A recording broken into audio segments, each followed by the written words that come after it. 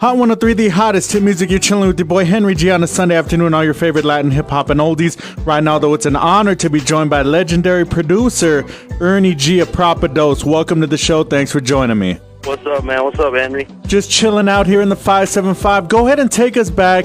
How did you and Frank V originally link up and become Proper? Well, we just so happened to be in the same neighborhood, same city, in Santa Monica, and through a mutual friend, we're just introduced, and I mean, we're talking way back. I was DJing and he was rapping, and next thing you know, we get together and we start making little demos and stuff. Not like overnight, but to make it short, because I know we on the radio.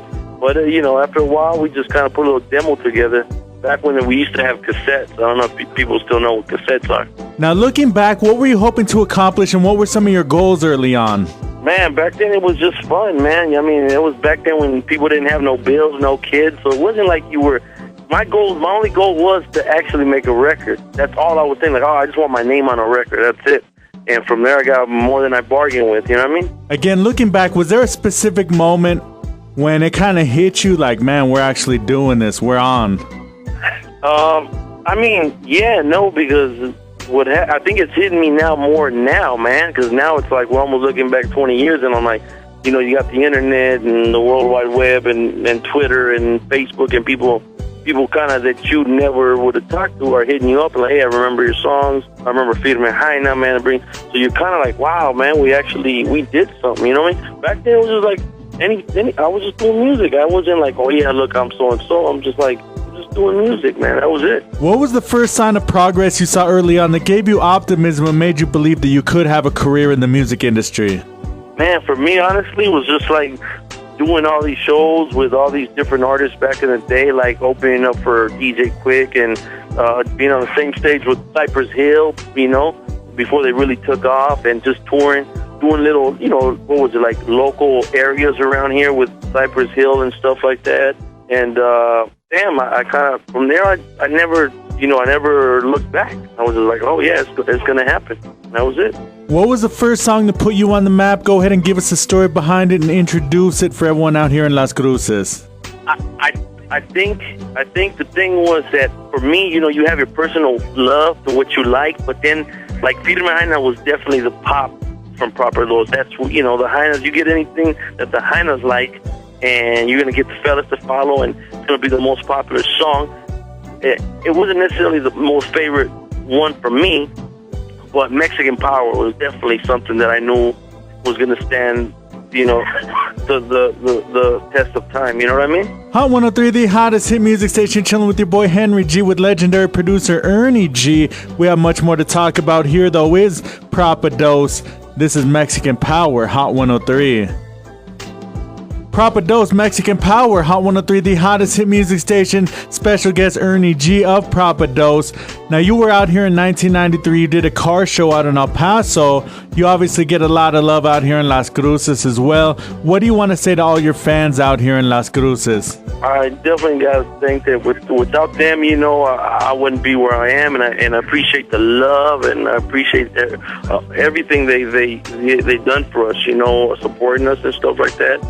Without the fans, you can't be who you are. Sometimes you gotta give thanks to the fans and be humble about that. You know what I mean? So I like to give them a big shout out and big thanks for supporting Proper, especially myself, Ernie G. As a member of Proper, you guys obviously toured, did shows from coast to coast.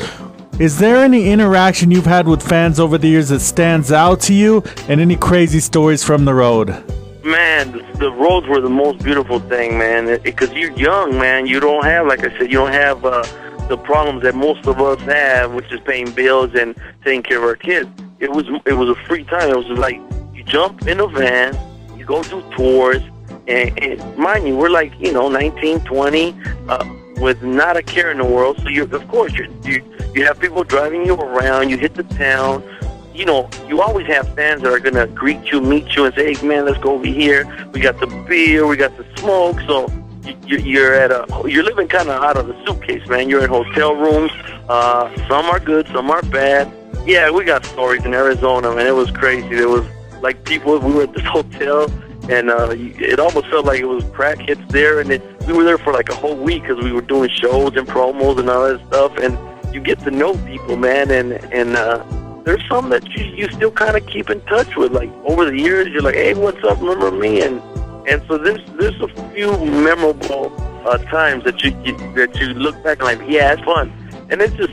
There's so many you can elaborate on, but you know what I'm saying? There's always going to be something that you remember, you know what I mean? Right. Now, do you remember the first time you actually heard your own song on the radio? If so, reminisce. Where were you? And tell us what that experience was like for you.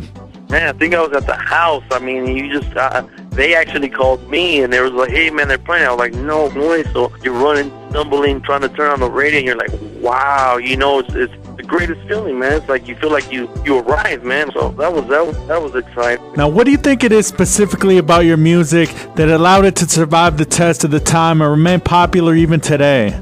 Like, if you ask me, it's like I can't really answer it. I mean, at the time, it was the chemistry, man. When you have that magic that you don't even know how it happened, I wasn't really thinking about it. I was like, oh, that sounds like a cool song here. I got a cool beat.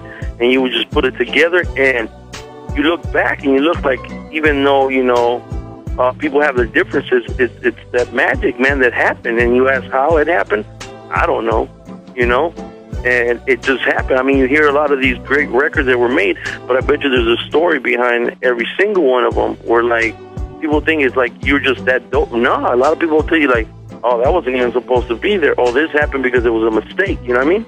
Or, like, I don't know how it happened, it just happened, you know what I mean? And it becomes what it is.